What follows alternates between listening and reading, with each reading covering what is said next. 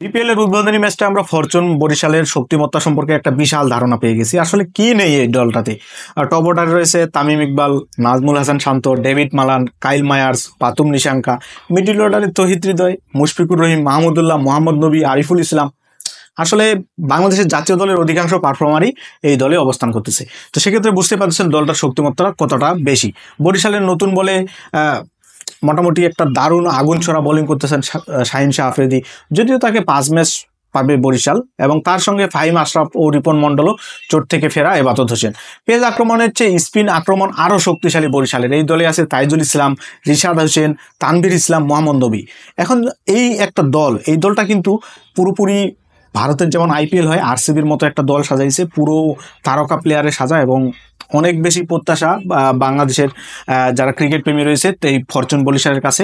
এবং আমরা যদি একটু এই দলটারও কিছু দুর্বলতা খুঁজতে যাই, যেমন আফ্রিদি দল ছাড়লে পেস আক্রমণের গভীরতা অনেকটাই কমে যাবে।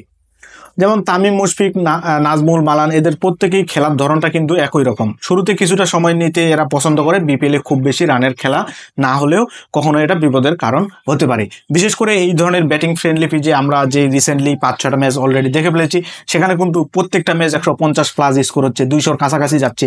সেখানে মানে বিগ হিটিংয়ের ক্ষেত্রে বিদেশি প্লেয়ারদের উপরেই বেশি নির্ভর করতে হবে ফরচুন বরিশালকে।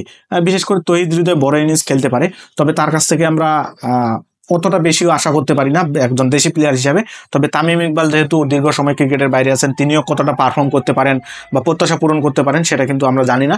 এছাড়া মাহমুদুল্লাহ রিয়াদ, তিনি কিন্তু মিডিল অর্ডারে ঠিকঠাকই কাজটা করবেন বলে মনে হচ্ছে বিগত ম্যাচগুলো দেখে। এবং প্রথম ম্যাচে কিন্তু তিনি দারুণ একটা 50 করেছেন, সেটা মানতেই হবে। এবং বাদ বাকি ম্যাচগুলোতে কিরকম করেন সেটাই এখন দেখার প্রত্যাশা। যাই হোক, আপনারা কি মনে করেন বরিশাল ফরচুন? আমার মনে হয় বিপিএল এর ওপেনিং এর দিক থেকে সর্বশ্রেষ্ঠ একটা দল হয়েছে। আপনাদের কাছে কি মনে হয় অবশ্যই কমেন্টে জানাবেন, এবং বিপিএল এ ফরচুন বরিশালের যারা সাপোর্টার আছেন ভিডিওটাতে একটা লাইক করে দিবেন। সবাই ভালো থাকবেন।